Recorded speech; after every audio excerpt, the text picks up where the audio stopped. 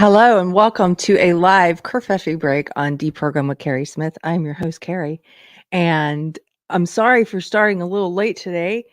I lost track of time, and my husband came in here, and we're setting up his camera so I can show you guys the new studio, a little bit better view of the studio than last time because that was me not expecting to do that, trying to take this camera and turn it around. Anyway, he came in here and I was thinking, why is he in here so early? I've got like another hour and I don't. So, hi, welcome. Pirate Tomsky is here. Give it up for my mod, Pirate. He says, hi, Keri. We were waiting. Okay, well, I'm here. Is everyone here? Also, we are simulcasting on Rumble. This is only our third simulcast on Rumble. You can find the channel there at Real Keri Smith. And I believe you guys have been made mods over there as well. So if you're watching at Rumble, welcome. We're excited to be here. And oh, I see some people over there. So cool. That's for the people who want to get away from YouTube. Oh, he's telling me to turn the light on. I see. Let's see. Look at this handy little remote control. Ah, there we go. The topic today, which we'll be getting into shortly after we show the studio off, we're going to be talking about Texas. I've got this new hat. My husband is a musician. He played. You guys who are regulars know this, but he's you can find him online at Anthony Garcia Music. And yesterday, his band Los Diablos Tejanos played Luckenbach, and it was a beautiful day, a beautiful show. They were supposed to play there every Sunday this month, but because of the cold weather, that 2 of the Sundays were canceled. So it was nice for them to be back and just a beautiful day yesterday. And so he has these new Texas hats. I don't think he has them up online yet, but he's going to be selling them. If you're interested and you want one, just stay tuned or follow him at his YouTube page, Anthony Garcia Music. I think he's going to be doing a live stream this Friday from his recording studio, which is on the other side of this wall, and doing some music and hanging out with people and just trying something new, a little new and fun on his channel. So that should be fun. Oh, greetings from Uvalde. Hello, Will. Greetings. Yeah, we're doing a Texas show today, so I'm glad you're here. And welcome to people outside of Texas. Welcome to the great Republic of Texas, I should say. Well, that's where we're reporting from. Okay, let's do this. Do you guys want to see a better view of the studio than last time? I think we should do it because last time I was taken by surprise and I couldn't. It was very shaky trying to turn this camera around. And my husband and I we spent the last 10 weeks working on this room. We took out the fireplace, which was behind me where the sign is. Actually, I didn't take that out, but my husband and our friend David took that out. And we still have our other fireplace, our other chimney out in the foyer. But we removed this one. We also removed a closet over here where this bookshelf is. And then they had to patch the floor and the wall and sheetrock there so it matched the rest of the room. They took out an exterior door on this side and sheetrocked over there. And then my husband and I mudded and the whole room. We had to take down the wallpaper, and we had lots of mishaps because we didn't do a great job of removing the paper. So when we would put the mud up, it would start sometimes just peeling off sections. So that took a while. We did the mudding, the sanding, the painting. Then my husband sanded the floors. These are the original hardwood floors, and I stained these and varnished these. I'm very proud. I did the caulking. The caulking job is pretty terrible, as the regulars in the chat may know. I think it was Texas Sheep Lady or someone in the chat who told me I was doing it wrong. I used brown caulk and I did it after we painted, and it was terrible. I think I've managed to clean up most of it, so it doesn't look too bad. But I learned my lesson. I'm using clear caulk from now on. And then what else? We still haven't hung the chandelier. Our friend is coming tomorrow. We've had several electricians cancel, so our friend's going to come tomorrow and help us put the chandelier up. But otherwise, I think this room is almost complete. And so let me just add, Anthony's got his, this is how we're going to try to do this. he's got his camera on here, and he's going to just walk it around the room. I think it's still plugged in. Oh, okay. Let's see. Can you guys see that? Okay. So maybe I'll just sit here and I can tell you what's on the screen. Let me see if I can make this bigger. There we go. Oh, what's he doing? Okay. Okay. Come on. But come on inside. You're going too far back.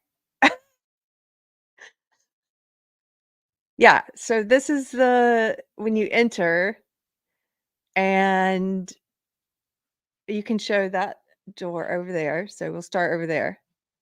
Okay. So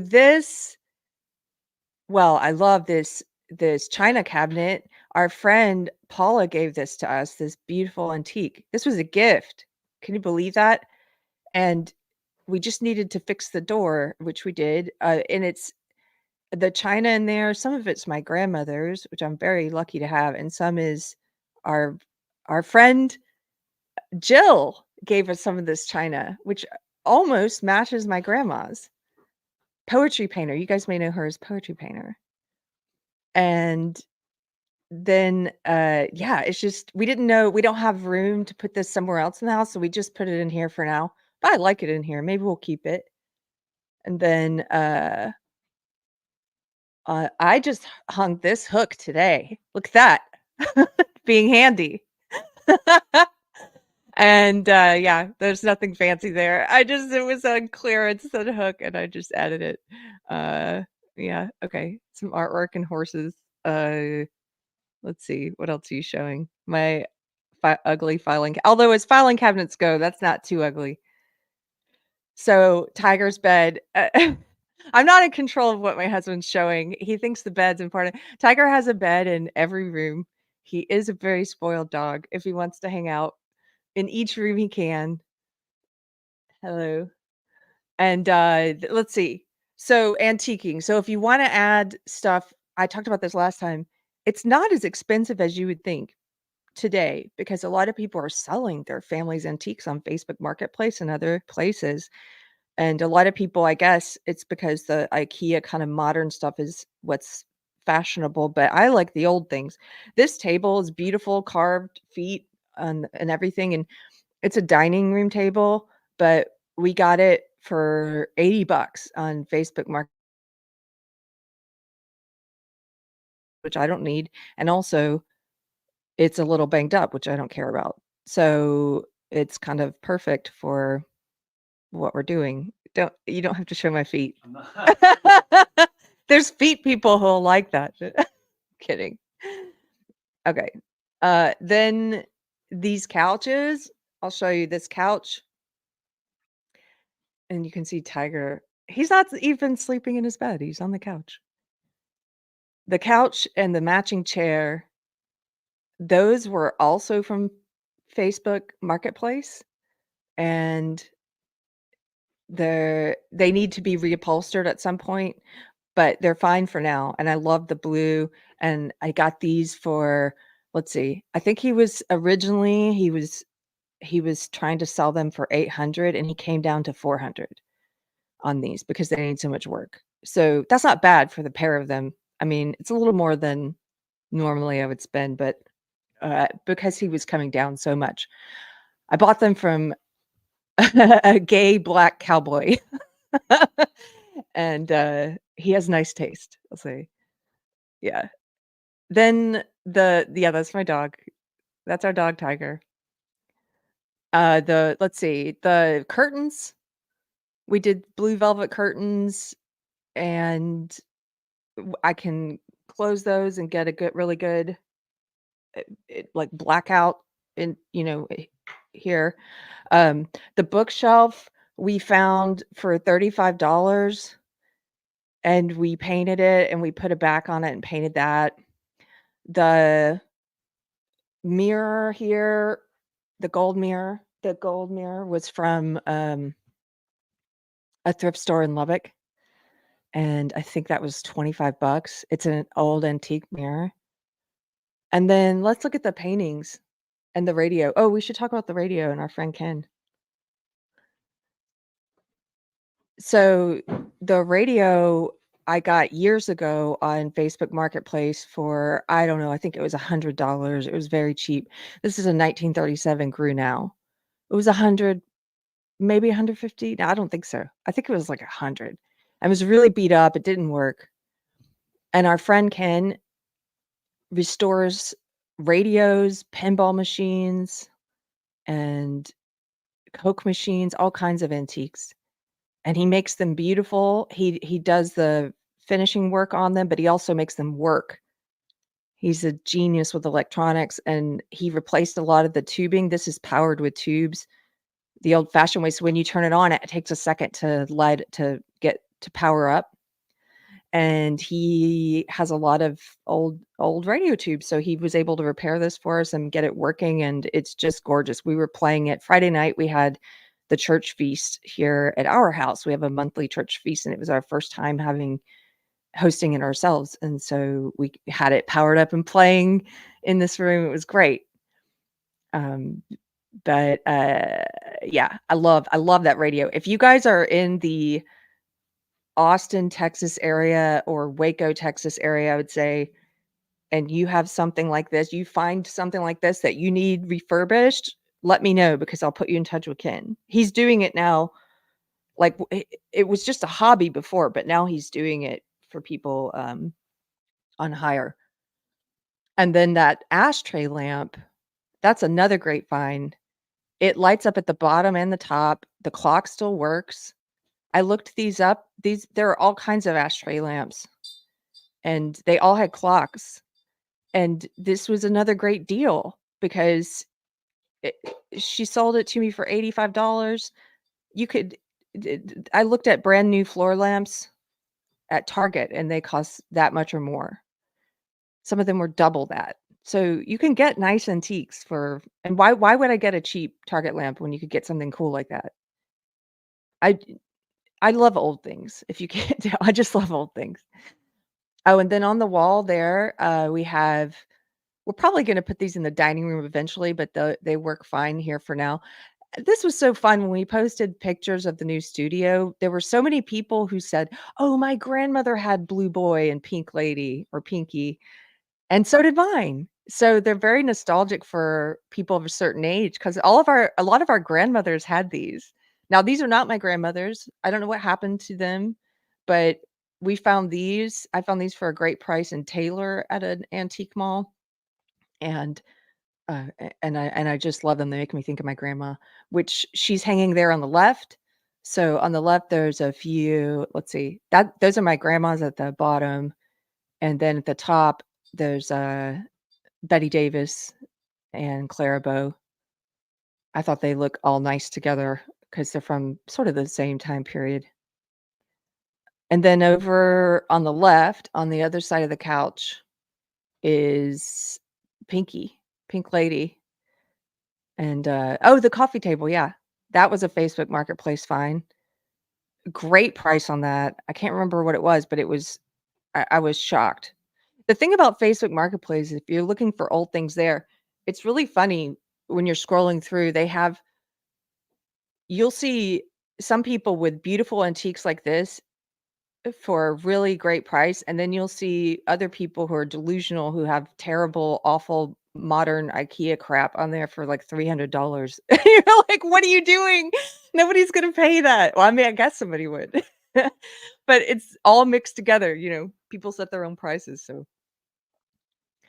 pink ladies over there, and uh, then another old lamp there, and yeah, that's it. That's pretty much the office. Um, but oh yeah, the floor vents. This is one of my favorite parts about renovating is I just like the finishing touches so much.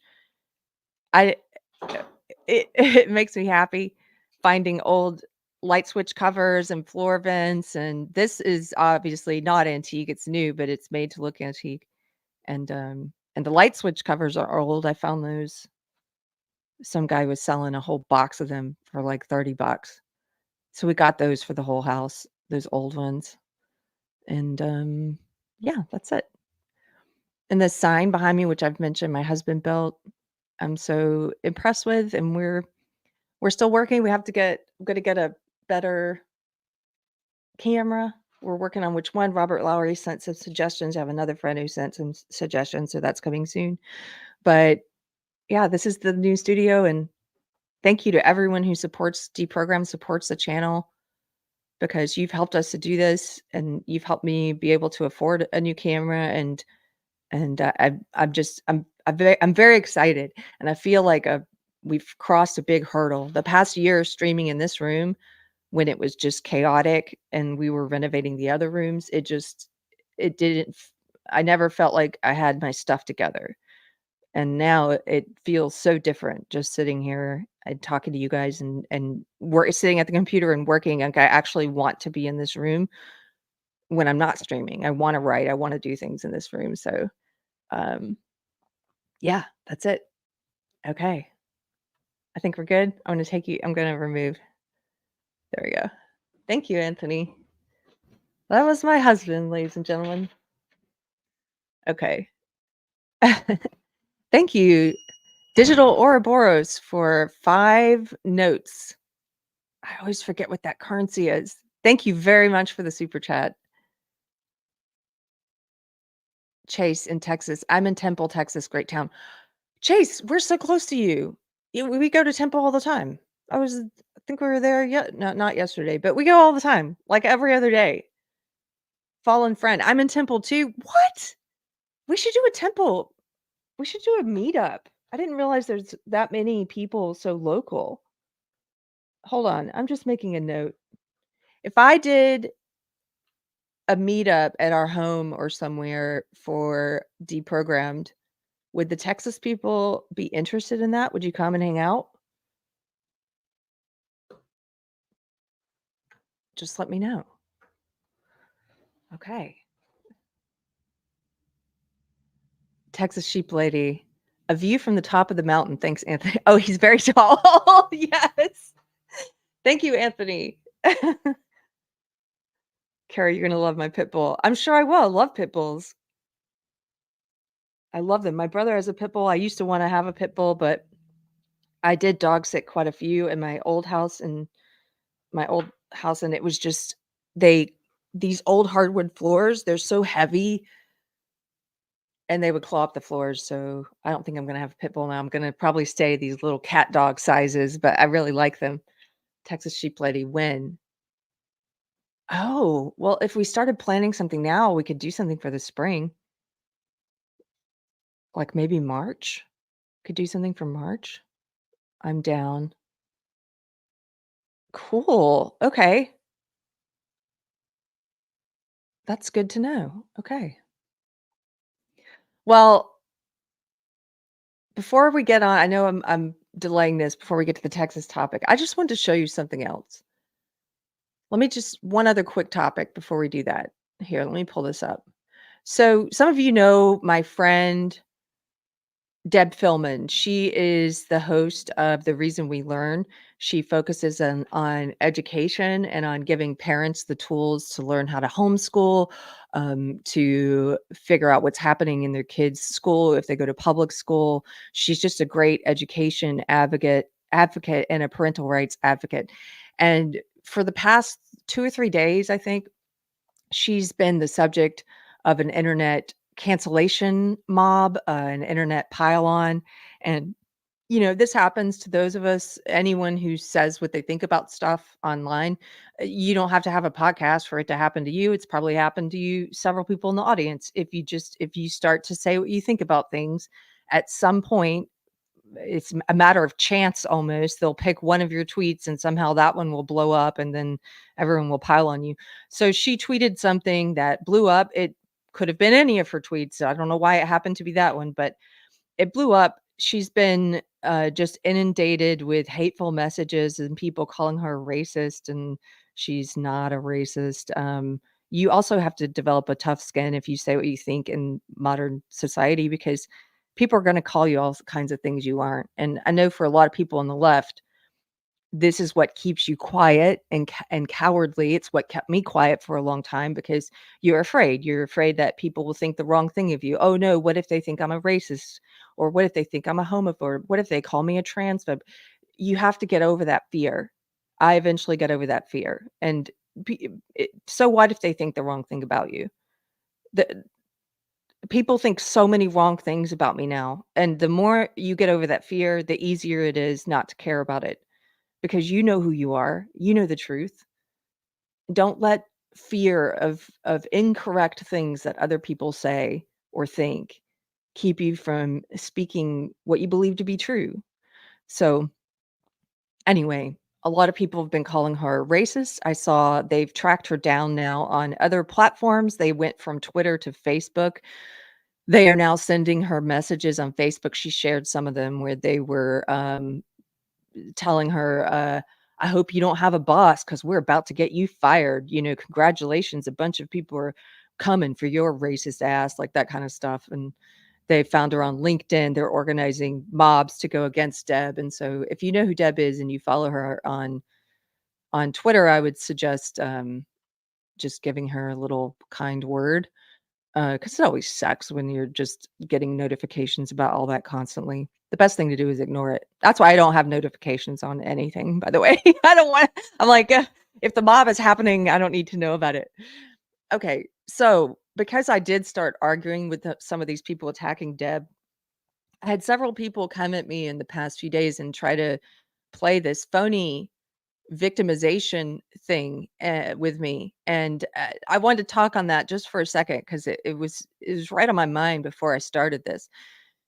Here's one of the people that there were people in Deb's thread who were saying that Black people in America today in 2024, that Black people are oppressed and that they are hated. They're hated for their skin color here in America in 2024, and that's just not true.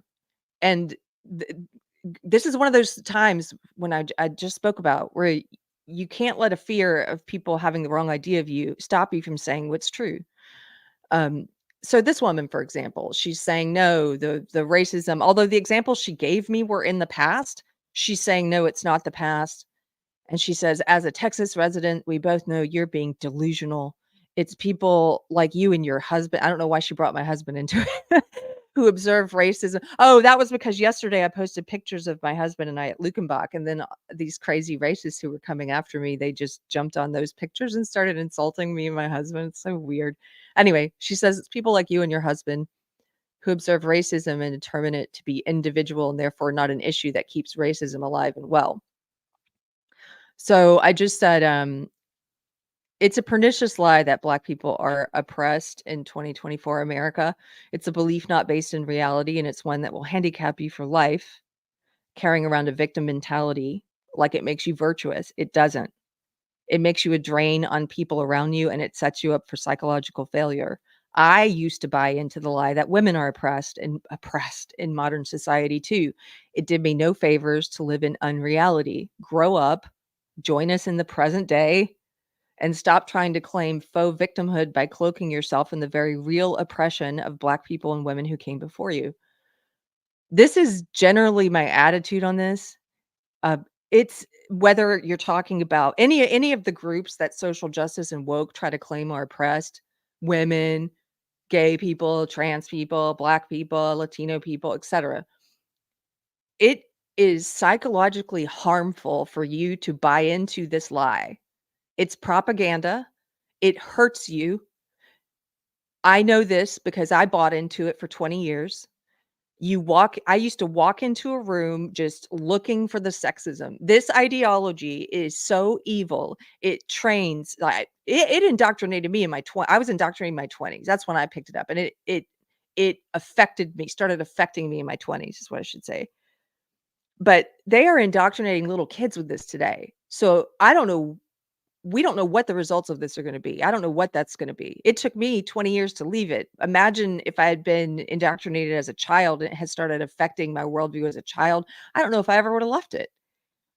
So it's evil what they're doing to kids. And I'll tell you, as an adult, it trains you to believe that you are in an oppressed group if you're in one of these identity groups, and that the whole world is uniquely tilted against you, and you walk into any room, any situation looking for the sexism, looking for the racism against you, looking for the homophobia against you. You have this huge fake victim complex ego.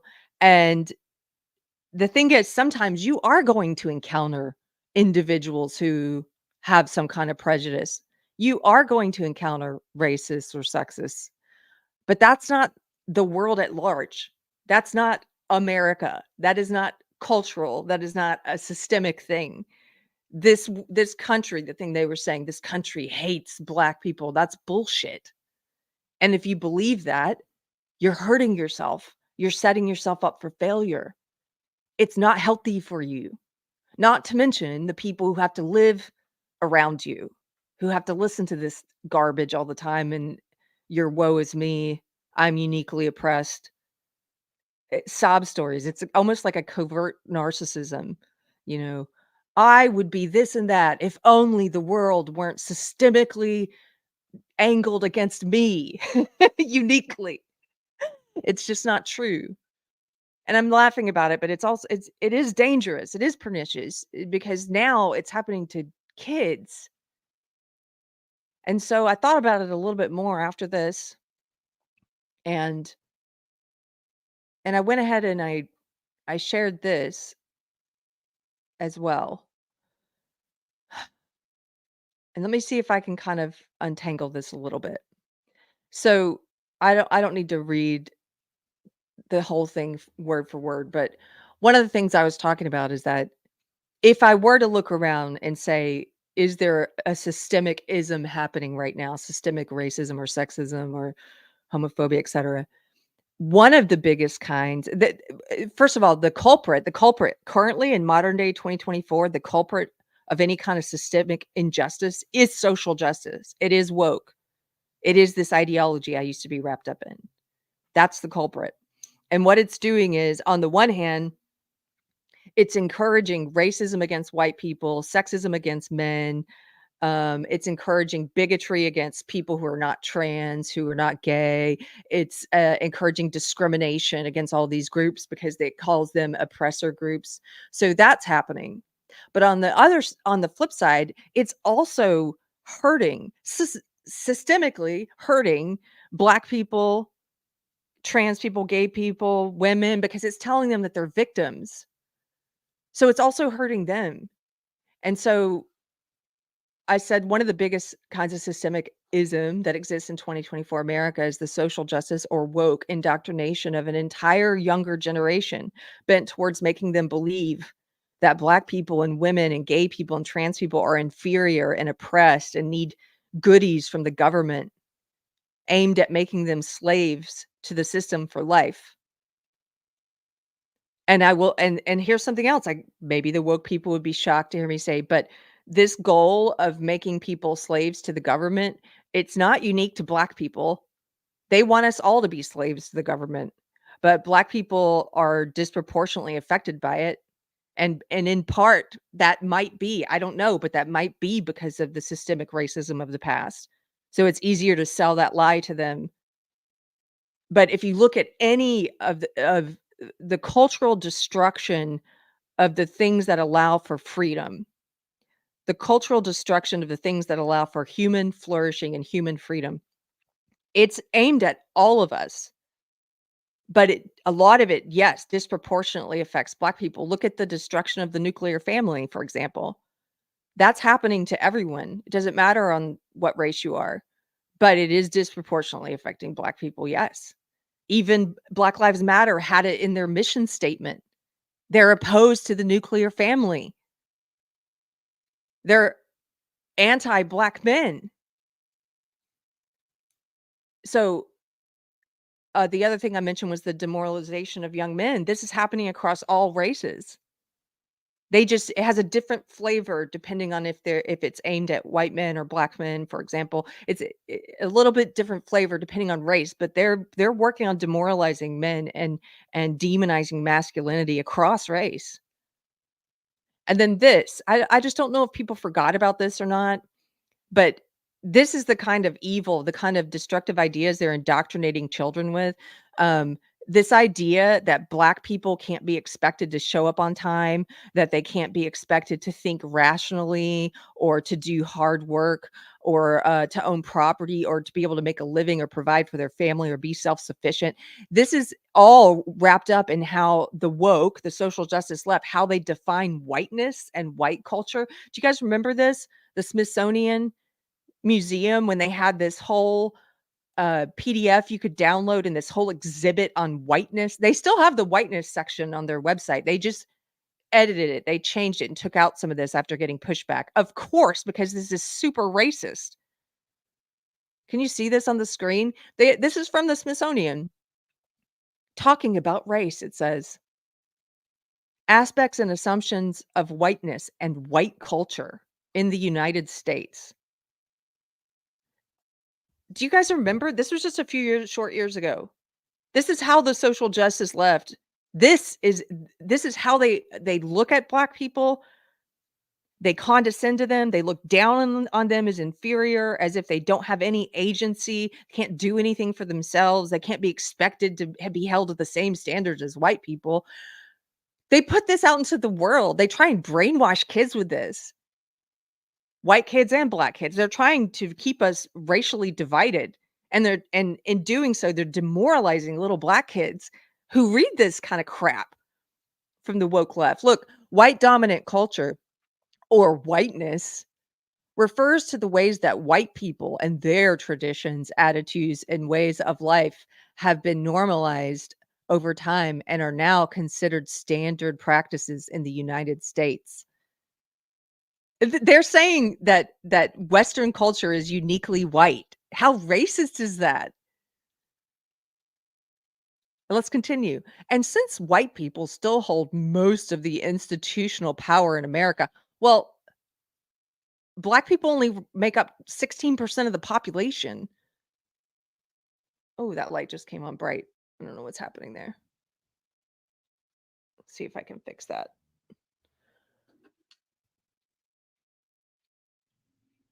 There's this idea. Hold on, I think I fixed it. There's this idea that somehow population size doesn't matter. That percentage of a population doesn't matter. That's something else the woke are pushing, which is ridiculous. Um, but okay, let's continue.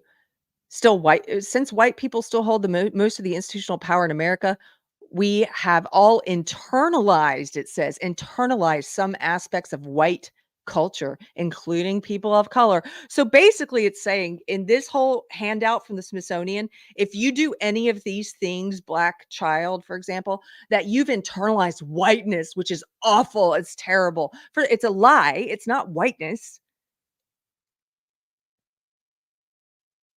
But think about that, how that affects the psychology of a developing mind. What are they trying to brainwash Black kids with? Like, look at these things that they called out as part of whiteness and white culture. Don't be these things, Black kids. These are white. Rugged individualism. Oh, they're against individualism. Shocker. Because they're collectivists. They are identity Marxists. They are collectivists. Just like white supremacists. They're race collectivists. They hate individualism. So here they go, telling Black kids rugged individualism is a whiteness thing. It's a white culture thing. Don't be individualist. And they have a person there with like a worker with a hammer, and it says these are some of the tenets, the whiteness tenets of rugged individualism. The individual is the primary unit. We are self-reliance. Oh, self-reliance is terrible, right, Black children? That's what they're trying to teach you. Self-reliance is terrible. Why? Because they want Black kids to grow up thinking they need the government for everything. I mean, they want all kids to think that, but this is the way they target Black children. Self-reliance is so white. No, but you shouldn't want to be self-reliant. You need daddy government to give you everything because you're not capable of being self-reliant. That's a white thing. Look at this racism. Independence and autonomy being highly valued and rewarded. So being able to be independent, to be autonomous, to do things on your own, again, with self-reliance, oh, that's just whiteness. They want black children to be slaves to the government. That's what this is. This is from white leftists. They made this. Individuals, it says, are assumed to be in control of their environment, i.e., you get what you deserve. We are somewhat in control of our environment. We are. What's the Serenity Prayer? There's part of it about like, God grant me the I can't remember it right now. I haven't been to an AA meeting in a while, but we used to do this prayer. But part of it is about knowing what you can change and working to change it, and knowing what you can't change, what you don't have control over, and learning to accept it.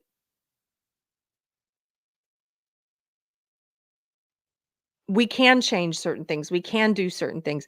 This whole woke social justice ideology, this evil ideology, part of what it does is it tells you the things that you actually have control over. It says you don't. You don't have control over those things. You can't be self-reliant. You can't provide for a family. You can't work. You can't own property. You actually can. You can do those things. Then the things that you don't have any control over, like your biological sex, because that's just nature, that's just reality. That's just biological fact. It tells you you do have control over that. Yeah, yeah. Oh, you're a man, you could become a woman. Totally, you can do that. You can fight reality and win. You can't. Isn't that it's a losing game. They want you to play this losing game. They want you to war with reality and the things you can't change. They want you to fight, fight, fight, fight. And the things that you actually have control over in your life, in your personal life, don't do those. Don't clean your room. Oh gosh, you can't do that. You can't be expected to do that. You don't have enough spoons. You're too tired. That's one of their social justice phrases. If you're, yeah, you don't have enough spoons. You don't have the energy for it. You can't be expected to earn a dollar. You can't be expected to own property or take care of yourself. That's crazy. Look at what else is on this list that they call whiteness and white culture. Family structure. Okay, so they say the nuclear family, that's white. That's a white thing. The nuclear family. Father, mother, 2 or 3 children is it being the ideal social unit. That's a white thing. No. Once again, they are trying to destroy the nuclear family. The nuclear family is the most important, it's the fundamental building block to society, having a healthy nuclear family because it's all about protecting and raising healthy children, members of society. They are trying to destroy the nuclear family. They want you to look to the government as your dad. But this is how they try and destroy it. This is how they flavor it when they're attacking black kids. They're trying to instill the idea in their head that, "Oh, it's white." And they've already taught them that white is bad. So it's white to have a nuclear family. It's not. Look what else they have under family structure. They say it's white, for the husband to be the breadwinner and head of the household. That's not a white thing. That the wife is a homemaker and subordinate to the husband. That's not a white thing. That children should have their own rooms and be independent. I don't even know where this one came from. This one just seems like some weird random one. Maybe they put this on there to be like, "Hey, be content sharing a room," which, okay. Don't be a grumbler, kid, but that one's weird. Then they have emphasis on the scientific method. They say, "This is white, the scientific method. Science is white." Science is white. That's what they're telling black children. Objective, rational, linear thinking. They have that as a white thing, they say. Cause and effect relationships, being able to understand cause and effect, that's a white thing. Quantitative emphasis, that's a white thing. That's what they're saying. How racist is that? They also include history as white. The Protestant work ethic is white. Look at the one under uh work ethic. Hard work is the key to success. They say that's a white thing. Don't believe that. What? Hard work? Hard work is for white people. Work before play? They say that's a white thing. They are trying to destroy black children. Religion. They have on here Christianity being a white thing. They would love nothing more than to destroy Black people's Christian roots. They have status, power, and authority being a white thing. Respecting authority is one of the things on there that they say is white. Look at this, a value on ownership of goods, space, and property. They say that's white. What did I tell you? They don't want you to own property. They don't want any of us to own property. Look at all the legal challenges to being able to own property, all the hurdles they're making people jump through. They wanna do a tax, in addition to tax on gas and a tax when you buy the car, they Biden put it in his infrastructure bill that they want us to pay a tax per mile when we drive our private vehicle because they don't want us to have private vehicles.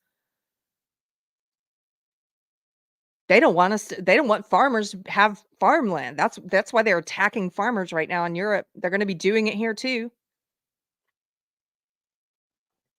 They don't want us to own property. Property is freedom.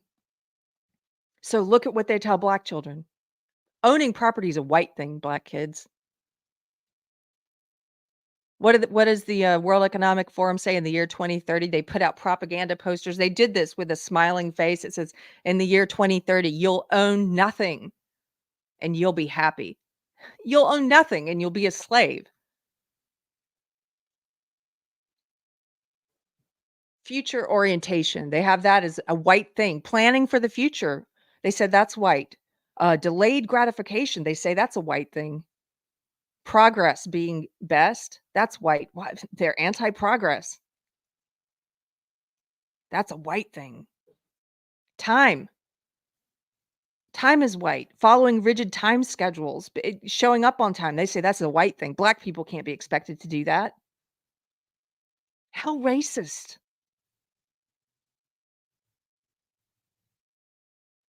They have stuff here on aesthetics being a white thing. There's 2 pages to this. They say are all based on white history and male leaders and Christian religions. Justice, they say our system of justice is not social justice. Our system of justice, just regular old justice is too white. They say that intent matters. That's a white thing. No, intent does matter. Woke, social justice, that's one of their common refrains. They like to pretend like intent doesn't matter. They say that that racism happens whether you intend for it to or not. If you make a faux pas, if somebody takes something the wrong way, they say it doesn't matter what your intent was. It matters how the person receives it if they're a marginalized person. They really teach this. Look under justice. They say justice because it protects property, that it's white, because they don't want you to have property. Property is freedom. Competition. They say this is a white thing. Majority rules. They say that's white. Excuse me. Being any kind of meritocracy, they view that as white. Getting somewhere on the result, based on your hard work, your achievements, your skill, your talent, what you've put into it, they say that's a white thing. Because they want you to be dependent on them. They want you to think you need to be given things. You certainly can't achieve it based on merit. Why try? And then they have communication. Communication's white. Avoiding conflict, they say, that's white. Being polite, they say that's a white thing. The King's English rules, written tradition, they say all this is white. I just had to show this because I got a little fired up about it this morning. I occasionally get new people. I come into contact with new people who have just discovered my channel or what have you. People on the left who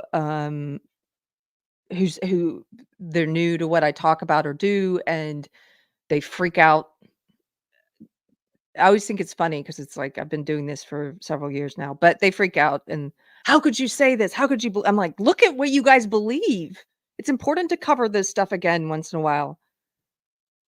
Anyone on the left who's watching this, especially oh gosh, especially the white woke people, the white ones. Look at this crap. How do you justify this racist shit that you wanna teach black kids? That's systemic racism. You wanna instill this into black children's minds? What is wrong with you? Part of you must think you're superior, that it's necessary for you as a woke white person to instill this in the minds of black children because they need your help, right? They need your white savior complex to come in and rescue them. They need the government, right? Because 'Cause they're not like you. They can't be expected to get things through hard work or to own property or to show up on time. You guys are a bunch of filthy racists is what you are. And every once in a while, I am reinvigorated with righteous anger at how disgusting your beliefs are, and the fact that you deign to look down your nose and try and accuse people who are against this racism of racism, the fact that you engage in that kind of projection and you think it's gonna have an effect on someone like me, it doesn't, because I see what you are. I see how disgusting it is. I see how racist you are. I was in your belief system for 2 decades. I know how morally bankrupt it is. I know how racist it is. That's why I left it. What you're doing to children is some people would call it unforgivable. Okay. So that's my rant on that. We are gonna talk about Texas, but I thought it was important to do this. Digital Man says, "Unfortunately, my daughter thinks that way." Well, I'm really sorry, and I feel for your daughter without even knowing her because young people are hit with this so much earlier than I was. I didn't pick it up until the late '90s. I didn't pick it up until college, university. I didn't get it. It wasn't pumped into my elementary school, my primary school, what you would call it in the UK. It wasn't in my elementary school. It wasn't in my high school. And I don't know today, growing up in this culture today and learning all this stuff, the way that kids learn it today in school, online, among their peer groups. I mean, it is the sea that we are swimming in right now. So I don't know how they come out of it. I think it just takes more of us speaking against it and people like myself who were in it speaking against it and explaining what's filthy about it, what's horribly racist about it.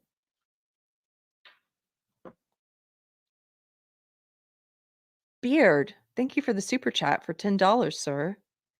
He says, conspiracy time. White culture and black culture used to be basically the same thing. After the civil rights, actual racists sought to destroy positive black culture, families, and they succeeded. Oh, I believe this. This is a conspiracy. If this is a conspiracy theory, it's another one that I think is true. I mean, yes, they've tried to destroy black culture. The powers that be want us first of all, they want us constantly fighting over race and sex and sexuality and identity. If they can keep us fighting over this, we're never, ever, ever coming together and addressing the things that matter, ever. So, what was happening in society? We got to this place in the '90s.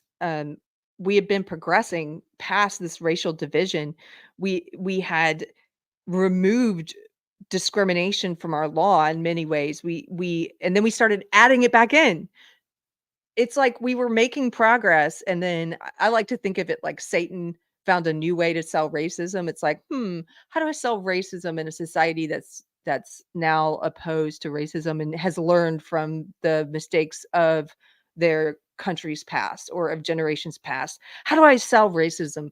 I'm gonna call it anti-racism, and I'm gonna say it's impossible to be racist towards certain races, and I'm gonna put it in that way. Like that it's it's crazy to me that this works on us, but it does.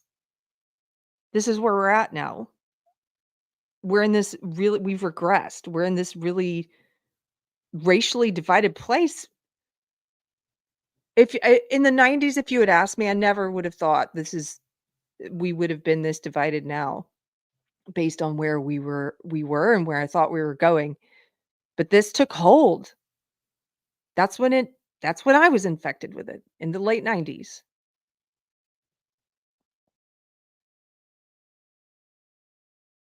The great deceiver, yes.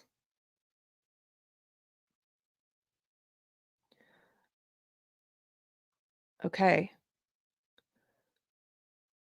I'm gonna bring up what's happening in Texas.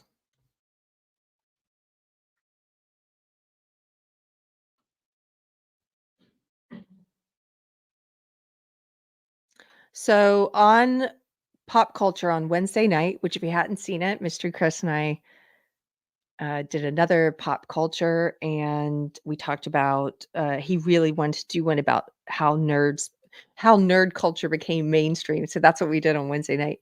And at the beginning, I did address the what was happening in Texas. I did talk about it a little bit, but in case you missed that, I'm gonna just bring up Abbott's letter for anyone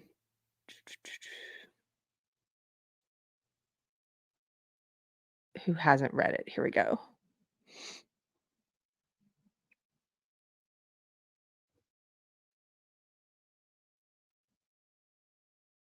Can you guys see that? I know. There we go. So I'm going to read this just one more time because I think it's great. Um, Governor Greg Abbott put out this letter on January 24th, 5 days ago. He says the federal government has broken the compact between the United States and the states. The executive branch of the United States has a constitutional duty to enforce federal laws protecting the states, including immigration laws on the books right now. President Biden has refused to enforce those laws and has even violated them. The result is that he has smashed records for illegal immigration.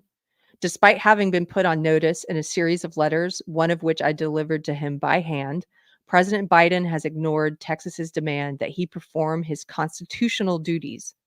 President Biden has violated his oath to faithfully execute immigration laws enacted by Congress. Instead of prosecuting immigrants for the federal crime of illegal entry, President Biden has sent his lawyers into federal courts to sue Texas for taking action to secure the border. President Biden has instructed his agencies to ignore federal statutes that mandate the detention of illegal immigrants. The effect is to illegally allow their en masse parole into the United States.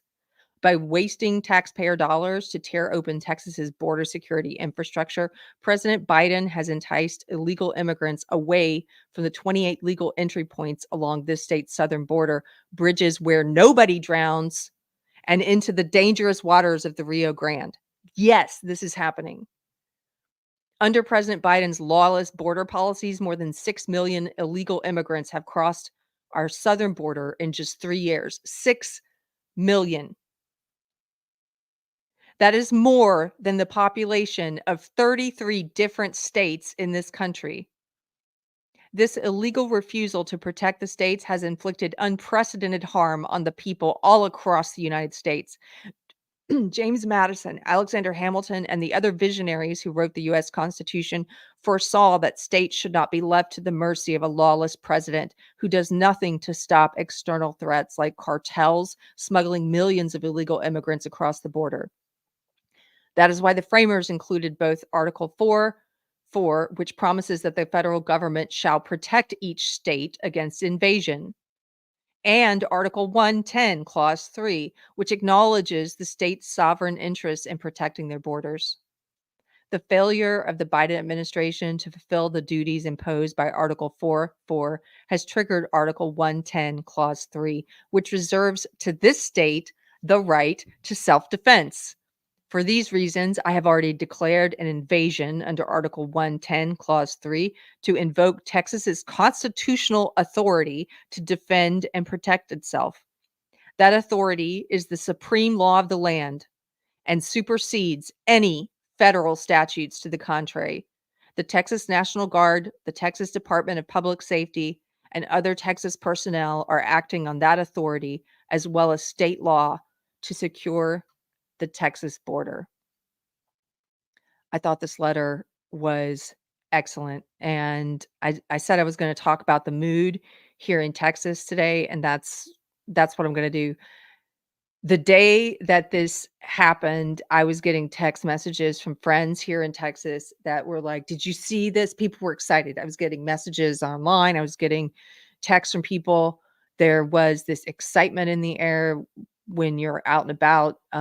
This, I think it is a feeling of people who have been conditioned to the idea that the government is never going to fulfill its duties to us.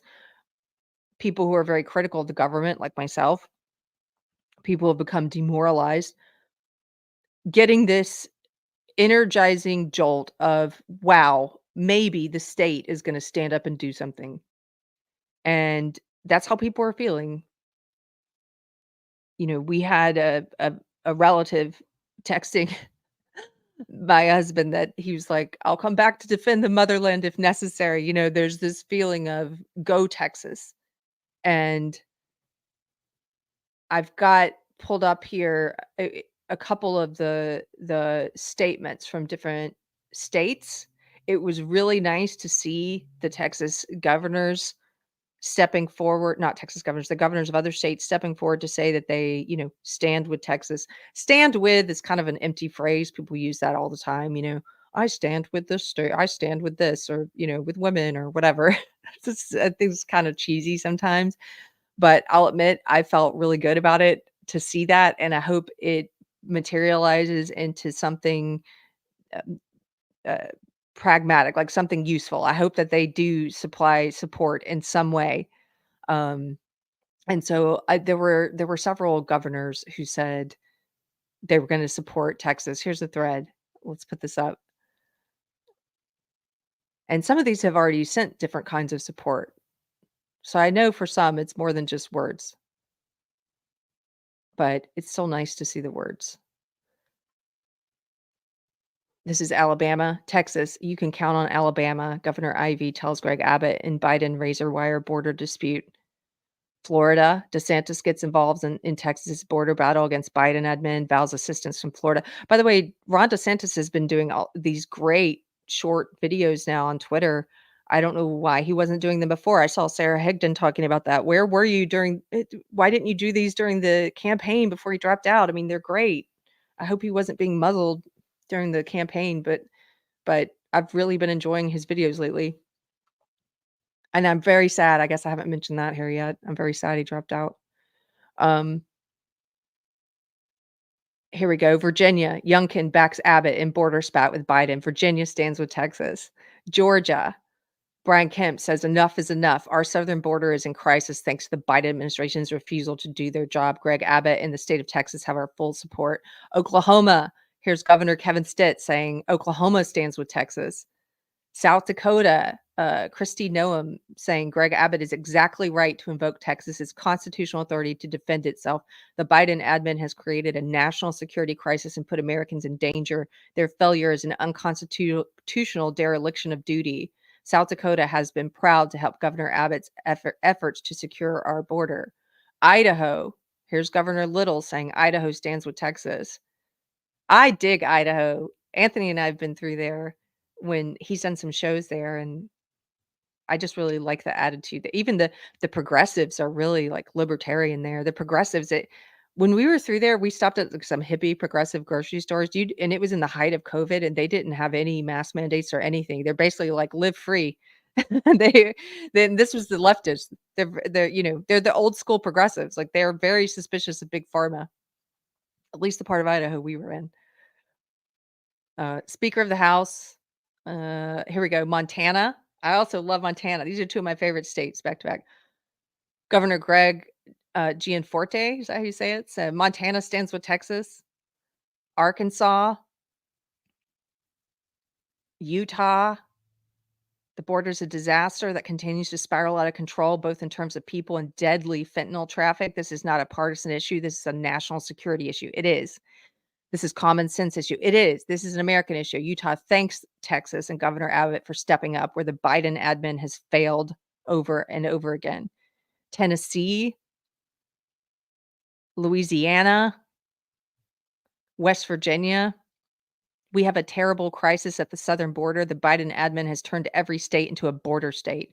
We must stop the flow of fentanyl, human trafficking, criminal activity, and secure our border. We support Greg Abbott in the state of Texas. Here's Nebraska, Governor Jim Pillen, Wyoming, Alaska, South Carolina, my home state. Finally, this dude took a while. I don't know much about him. Maybe you in South Carolina is still there. You know about him, McMaster, but he did. He eventually signed the statement saying he supports Texas. Indiana, Iowa, Mississippi, Governor Tate Reeves. What's happening on America's southern border is horrifying and must be stopped. Mississippi stands with Texas. Missouri, here's Governor Mike Parson. While President Biden and the federal government fail to secure our southern border, the states must stand together. We support Governor Abbott and the state of Texas in their efforts to end the free flow of drugs and illegal immigrants into our country. Nevada, Governor Lombardo. North Dakota, as the Biden admin fails miserably to secure the southern border, Americans in our communities are paying the price. Greg Abbott deserves our thanks for taking action to stop illegal crossings and disrupting drug and human trafficking. North Dakota stands with Texas. Ohio, the situation at our country's southern border is untenable and just keeps getting worse. The Biden admin policy has been a total failure, and we need change now. I support Texas and Governor Abbott's efforts as a state to stop this border crisis. There were a few more. I think Alaska was on here. Did I name that one? There were a few more. But I wanted to show all those because it was very exciting to see them coming in. Yeah, Therese, the silence from the blue states is deafening. It is. Then I saw this interesting thing. I saw MSNBC's Joy Reid, who's a joke, one of the biggest clowns on mainstream news propaganda, right? And she did this piece where she brought on this person to speak for Texas Latinos, and she says it sounds like segregation. Oh, yes. Okay. So here, let's watch just a second of this, and then I've got a couple of stats to show you guys. Oh, gosh. Here's Joy Reid. Ugh.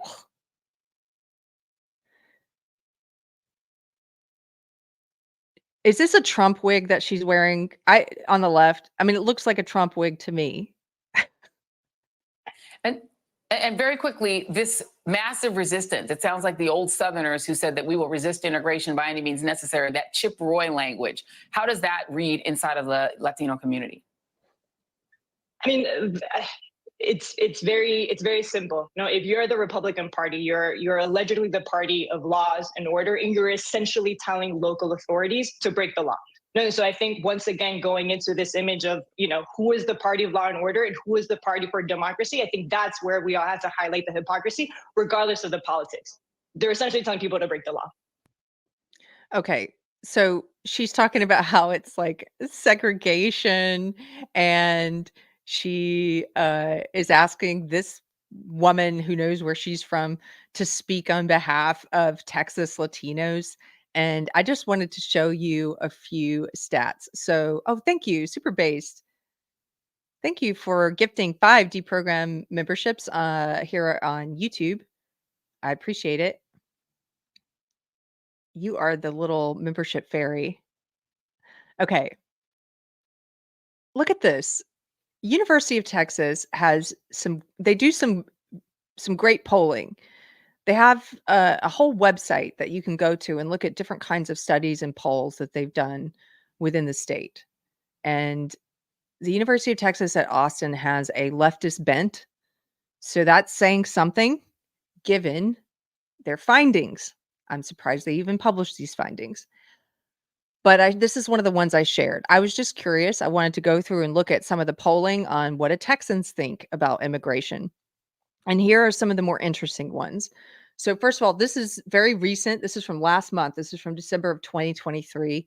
And it shows that 71% of Texas Latinos support tightening border security. That's 71%. Okay. So for for these leftists to go on television like they do, pretend like they speak for groups of people, because they are social justice, they're woke adherents. So they think all oppressed people have the same opinion and they can speak for oppressed people so they can speak for whole identity groups, like an entire racial group. And, they can speak for women, they can speak for Latinos, they can speak for Black people, they speak for gay people, and they don't speak for any of these people.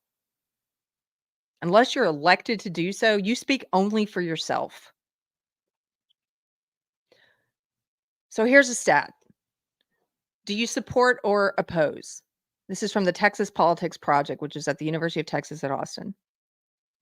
Do you support or oppose tightening U.S. border security and providing Border Patrol with increased technology, infrastructure, and personnel? And you can divide this by political party, by race, by sex, by all sorts of things. It's pretty interesting. If you divide it by race, you can see here that a combined 71% of Hispanic people support, more than half of them strongly supporting, and the other a little bit less than half somewhat supporting. That's the majority. Then you've got these tiny, tiny bars down here for somewhat opposed, strongly opposed, and I don't know, or no opinion, right? 71%. Here's another interesting one. Same question, and this is all Texans. Do you support or oppose tightening U.S. border security and providing Border Patrol with increased technology, infrastructure, and personnel? 81% of Texans support. 81% combined. 54% strongly support and 27% somewhat support. So a combined 81%. This is very interesting. Texas Democrats. 70% of Texas Democrats strong support tightening the border. 71%. That's combined. 29% of Texas Democrats strongly support it. 41% somewhat support. For a total of 70%. Pretty crazy, right? Interesting, right? This is a very popular move here in Texas that Governor Abbott has made. Like I said, it's invigorated people. They want to speak for all these different groups, especially these leftists who are outside of the state. You don't speak for Texans. You certainly don't speak for me. You don't even speak for Texas Democrats. You don't speak for Latinos. You don't know what it's like to live in a state where 6 million illegal immigrants are coming across the border in a period of 3 years. You have no idea what that's like. And maybe you should start interviewing some legal immigrants and see what they think about the border crisis, because legal immigrants tend to be the ones who are most opposed to illegal immigration for good reason. I've got a couple of other interesting things here to show you related to this topic. Oh man, this one's a freaky one. So strap in for a second. This one's really concerning. I'll just say concerning. Okay. So this is a letter that was put out publicly on January 25th. You can find it in a variety of places. I've just pulled up one of the Twitter accounts that shared it. Now, these are from former FBI agents, former Homeland Security people. There's a whole list of people who signed to this, but these are all like you can see right here. FBI retired, National Counterterrorism Center retired, former, assistant director of a criminal investigative at the FBI retired. These are just some of the people who signed this. FBI retired, FBI, a lot of these are FBI, but there's also Homeland Security people. Here we go, cyber response, services branch the Federal Bureau of Investigation, retired. They got together and wrote this open letter dated January 17th. Have any of you guys seen this letter yet?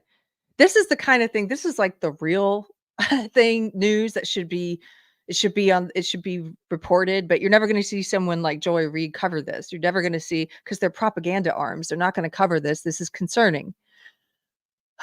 It's small, so I know you can't read it. I'm going to read it for you. January 17th, 2024.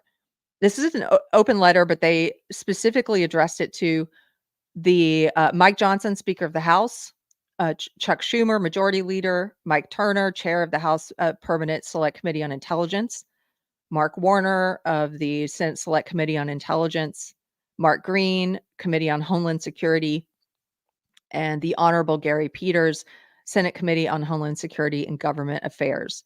Subject: the United States is facing a new and imminent danger.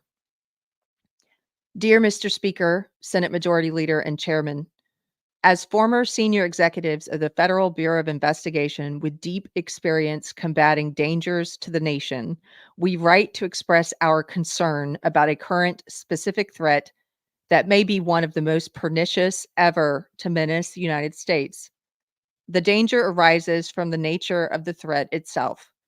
Wars and espionage and bombings and riots are sadly familiar delivery systems of instability, intimidation, and insecurity. The country has faced these and more throughout its history and has held together, though not without struggle. The threat we call out today is new and unfamiliar. In its modern history, the U.S. has never suffered an invasion of the homeland, and yet one is unfolding now. Military-aged men from across the globe, many from countries or regions not friendly to the United States, are landing in waves on our soil by the thousands, not by splashing ashore from a ship or parachuting from a plane, but rather by foot across a border that has been accurately advertised around the world as largely unprotected and with ready access granted. Read that again. A border that has been accurately advertised around the world as largely unprotected with ready access granted. I say that because I'm going to show you some pictures after this that Brett Weinstein posted of this exact thing, of signs and things that are advertising the U.S. border as pretty much open. It would be difficult to overstate the danger represented by the presence inside our borders of what is comparatively a multi-division army of young single adult males from hostile nations and regions whose background, intent, or allegiance is completely unknown. They include individuals encountered by border officials and then possibly released into the country, along with a shockingly high estimate of gotaways, meaning those who have entered and evaded apprehension. In light of such a daunting, unprecedented penetration by uninvited foreign actors, it is reasonable to assert that the country possesses dramatically diminished national security at this time. The nation's military and laws and other natural protective barriers that have provided traditional security in the past have been thoroughly circumvented over the past 3 years. In 2021, the demographics of those crossing the porous southern boundary started to shift. Young men from around the world traveling alone and holding questionable motivations dramatically increased in number to become the most common profile of those breaching the nation's borders. A startling number have been found on the terrorist watch list or are from countries designated as state sponsors of terror, distinctly unfriendly to the United States. This is particularly alarming in light of the Hamas terror attack on Israel last October 7th. Those of us who have fought terrorism know that historically successful terror attacks invite mimicry. We know as well that terror leaders intentionally cultivate throngs of young men possessing a certain easily manipulated personality type to carry out atrocities. It is stark to say so, but having a large number of young males now within our borders who could begin attacking gatherings of unarmed citizens in imitation of 10/7 and at the behest of a foreign terror group must be considered a distinct possibility. We would be remiss not to call out this potentially grave threat in the most direct terms. The warning lights are blinking. And yet, this very real concern does not seem to be getting the focus it logically deserves. The director of the FBI has correctly assessed an elevated threat level since October 7th, but relatively little discussion has followed highlighting unsecured borders as a significant cause of this increasingly dangerous environment. It is a troubling concern that needs illumination, not avoidance. Any violation of the nation's immigration laws increases risks, but the surge in numbers of single military-age males descending upon American cities and towns is alarming and perilous. Additionally, they are not just from terror-linked regions, but from China and Russia as well, hostile adversaries of the United States with aspirations to devastate national infrastructure. For these reasons, elements of this recent surge are likely no accident or coincidence. These men are potential operators in what appears to be an accelerated and strategic penetration, a soft invasion designed to gain internal access to a country that cannot be invaded militarily in order to inflict catastrophic damage if and when enemies deem it necessary. This new reality, this never seen before threat, deserves greater attention. The borders need to be secured against these young men, and those already here illegally must be identified and removed without delay. This will take the coordinated, cooperative efforts of the FBI, the Department of Homeland Security, and the rest of the intelligence community to achieve. We encourage these actions and much greater congressional attention to this threat. The country has been invaded, an invasion that will continue as long as the nation's enemies perceive it will be tolerated. Until it is stopped, the United States is extraordinarily less safe and secure. Knowing all of this, it would be a shameful travesty if some terrible attack, a preventable attack, were to occur against innocent Americans or the infrastructure that keeps the nation safe and functioning. The government will have failed grievously in its duty to protect. Sincerely, and then it's all of these retired and former counterterrorism center directors, FBI directors, Homeland Security people, and it is disturbing. Have you seen that letter on the mainstream news? I don't watch the mainstream news anymore. So if they've covered it, let me know. I would be surprised. I'm going to show you one more thing that I saw pretty soon after this. And this was from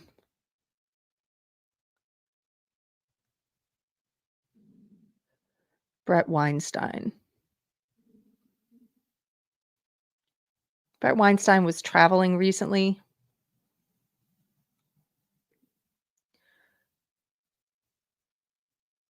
And he's responding to President Biden's letter. President Biden on January 26th said, "For everyone who's demanding tougher border control, this is the way to do it. Here's my full statement on border security negotiations." And then he's put out this statement. Here's what Brett Weinstein says. "I was just in Darien, Panama. The migration is being encouraged and funded by the United States and the UN." This is Brett Weinstein saying this. What's more, it is being expanded and people on the ground know it. Stop ignoring the man behind the curtain. He says the migration's being encouraged and funded by the US and the UN. Look at these buses here lined up to take people to the border. Look at these signs. Welcome. in every different language.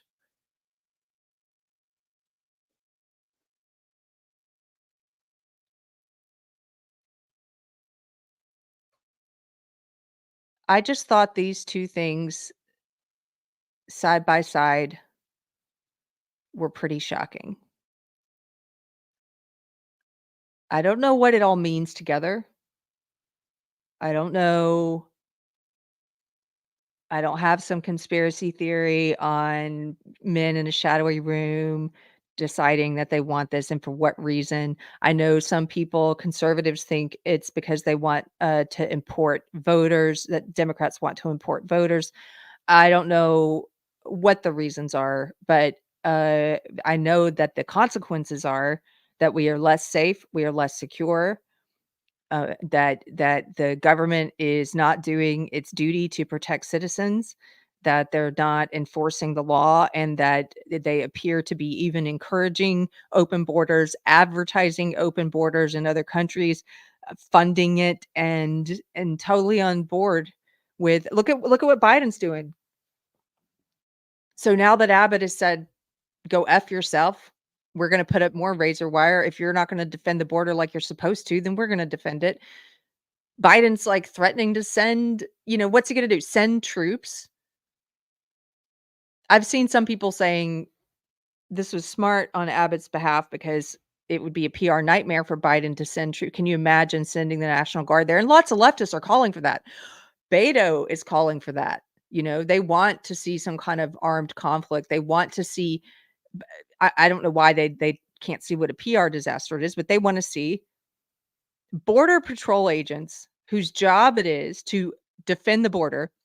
They wanna see them going and aiming their guns at the Texas Border Patrol. They wanna see them shooting Texans in order to keep the border open. The opposite of their job. Is that what they wanna see? I don't know, but it's crazy. That's where we're at right now. The federal government wants the border control to do the exact opposite of what their job is.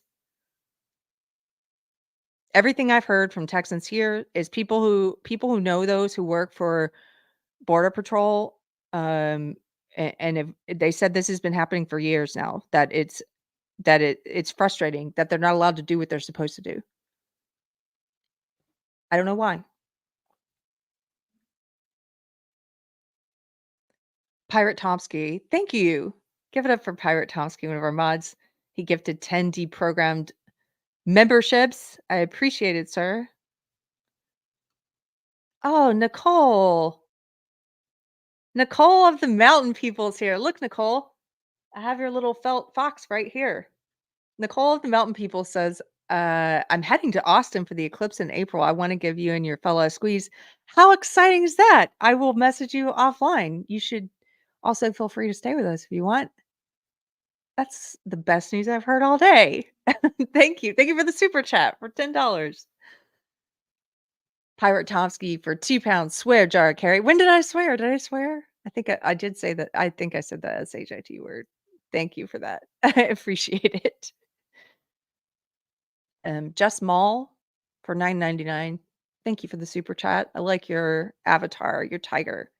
He says the idea is to eliminate God and family and elevate the state. You are 100% correct. They want people worshiping the state. They want people dependent on the state. They want people looking to the government as daddy and God. And yes, they're trying to eliminate God and family. Big Raj, $1.99 super sticker. Hello, Big Raj. Good to see you again. And the Thrifty Chickadee became a YouTube member. Thank you so much. Pirate Tomsky for £10 says, here is a smart idea. Let's allow open illegal immigration from all over the world and then start bombing the SHIT out of places in the Middle East who have no history of terrorism when. I think this is some kind of sarcasm, but I don't quite get it. You've got a dense American here. You're gonna have to explain it to me. This is, yeah, I don't quite get it. You'll have to you'll have to translate for me. I'm missing the joke. I'm missing it. Sorry. Um, well, that was some pretty scary scary stuff. I thought anyway, the letter from the former FBI directors or directors of different offices at the FBI. And I don't see anybody in chat saying that you've seen that on the news. Maybe you guys don't watch the news anymore either, which is probably best for all of us. Alan Scott. I just wonder when the woke are going to realize that they're the baddies. I don't know. It happens person by person. It took me quite a while to realize I was one of the baddies. But at some point, if we manage to change culture enough, if we keep talking about this stuff, at some point, see, here's the thing with a cultural change, I think. You only need a small vocal minority to change things. That's what the woke did. They had a vocal minority and they pulled culture one way. If we have a vocal minority who's able to steer culture a different way, most people are followers. They'll follow. Most people will follow where culture goes. So we just have to steer it in the right direction. If we can steer it in the right direction, I can see a time when they will be publishing things like they have about the COVID years where they're like admitting the mistakes and the problems of woke like they are about COVID policy, but they'll be trying to remove responsibility and guilt and blame by saying they'll say that a lot. How could we have known this would happen? How could we, we didn't see the pitfalls of woke. We didn't know we didn't understand how racist it was, they'll try and do that sort of thing. But I think we can get there. Let them pretend like they're not responsible. Who cares if we can change culture to where it is universally, for the most part, agreed to be a bad thing, social justice ideology? Let them try and escape responsibility. I don't care. I just want to change culture. I want to get it back to a healthier place. And yeah. Kendra Souder. Hello, Kendra. She says, if I see something in the news, I run to Benny Johnson's site to see what's really going on. Thanks for the tip. I know I follow him on Twitter. I need to check out his site.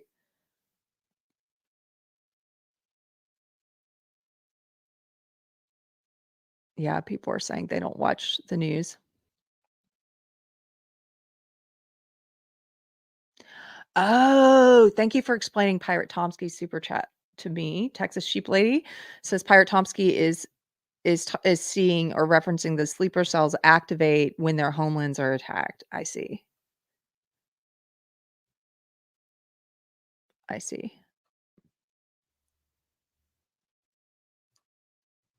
Okay.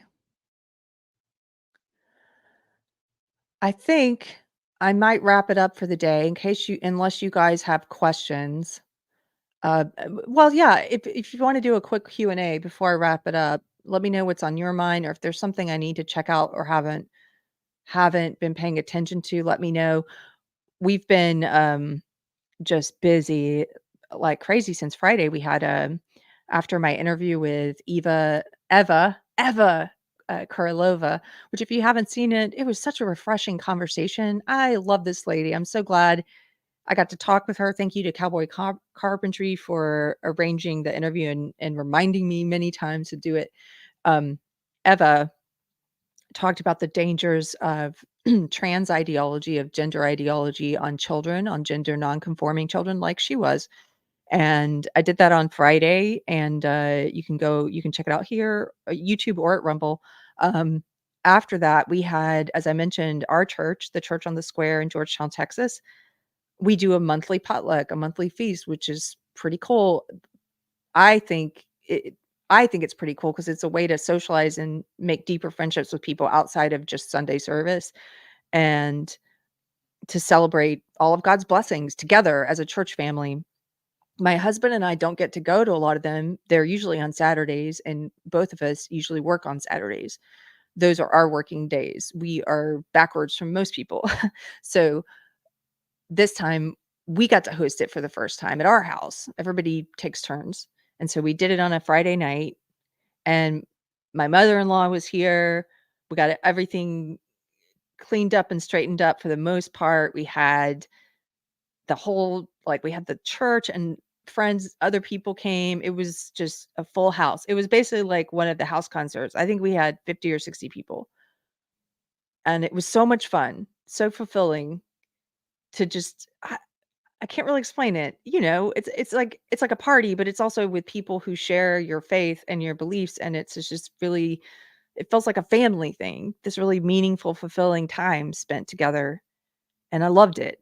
I didn't get to have as many one-on-one conversations as I wanted to because I was running around playing hostess and getting extra forks and things like that.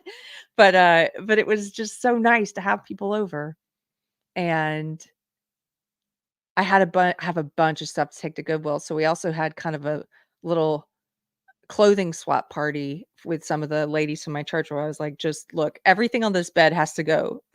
Take what you want." That was fun. I love that kind of stuff.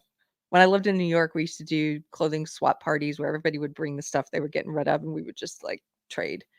Um, and, one of our friends, one of the elders at our church, made this beautiful, beautiful handmade guitar stand for my husband, which is really nice. He carved his name in the side in the font that he uses for his band. Just gorgeous. And there were just so many lovely moments. Anyway, then Saturday and Sunday, my mother-in-law was here. Yesterday was the Lukenbach show, as I mentioned, and so I've blessedly not been watching too much of, not that I watch the mainstream news, but I haven't watched as much as I usually do of stuff online, the channels and things that I do watch. So if there's something I've missed that I need to know or you want me to check out, let me know. The Drifter 67. Sorry, the Drifter 67 says, "Good music, by the way, Anthony Garcia music." Thank you very much. Yeah, my husband's here. Great show today. Oh, thanks, babe. Fallen friend, question. When will be the Texas meetup? Only for members or for everyone? Fallen friend, I don't know. We just decided today to do one. I will have an answer for you by Wednesday. Wednesday, we're going to be doing another Christian panel, that Christian panel at 6:00 Central on this channel with myself. It's usually the regular panelists are myself, Brahma Bull, Odin from OMB Movie Reviews, Michelle from Force of Light Entertainment, and then we usually have a guest. We're going to be doing that on Wednesday at 6:00 Central. We're going to be talking about the dangers of porn, and I hope you'll join us. But I'll have an answer by then, and I'll mention on Friday too. I'll post about it. But I think we should do one. I think that would be fun. Why not? I haven't done any of the civility dinners in a long time, so I could also invite those folks and just do a little meetup. It'd be for everyone, especially at least the first one. I think we'll see how many people will come out, but we'll figure it out.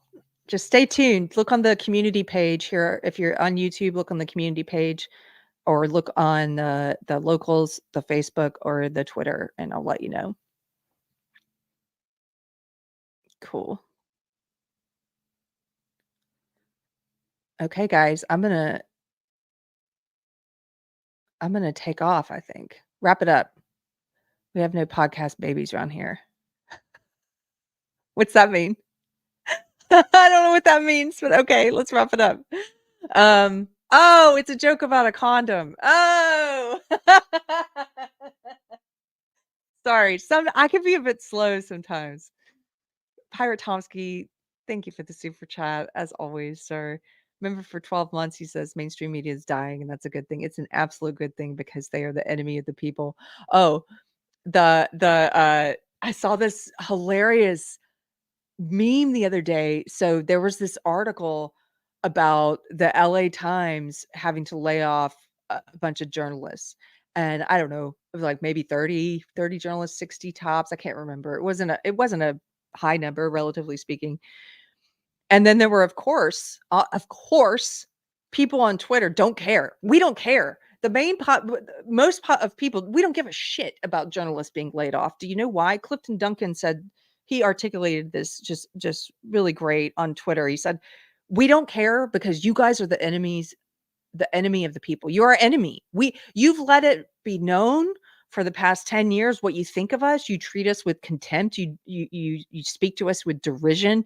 You tell us to learn to code when people are laid off. So of course, in the comments, it was just a mobbing where people were just joking and like, go learn to code, journalists, ha ha ha, you know.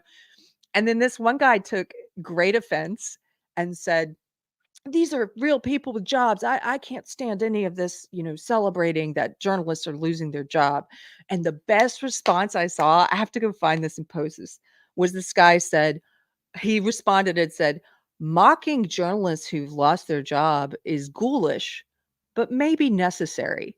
And then he shared a screenshot of an LA Times headline that said, mocking the unvaccinated is ghoulish, yes, but maybe necessary. Like, he basically copied the LA Times headline word for word, but he swapped unvaccinated with journalists who lost their job. It was chef's kiss, like the best tweet I've seen of 2024. The best response. You know, don't mock journalists who've lost their job. Wow. You guys did headlines at this very paper where the layoffs are happening. You did headlines telling everyone it was necessary to mock the unvaccinated. You want us to have sympathy for you getting laid off? I'm glad you got laid off. I know that sounds horrible.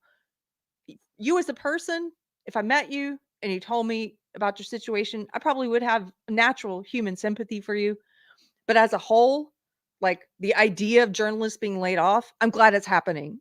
It is ghoulish, but necessary. It's necessary. We need less of you because you're not doing your job anymore. You're not doing journalism. You're doing propaganda. You're doing propaganda. You're attacking the American people. You're trying to keep the truth from people. You're censoring things. You're pushing evil ideology on us. You're supporting mutilating children. Like, I'm glad you got laid off. Sorry. Learn to code. That's it. We're wrapping it up for today. Take care, guys. I'll see you on Wednesday. And yeah, have a good rest of your Monday. Okay.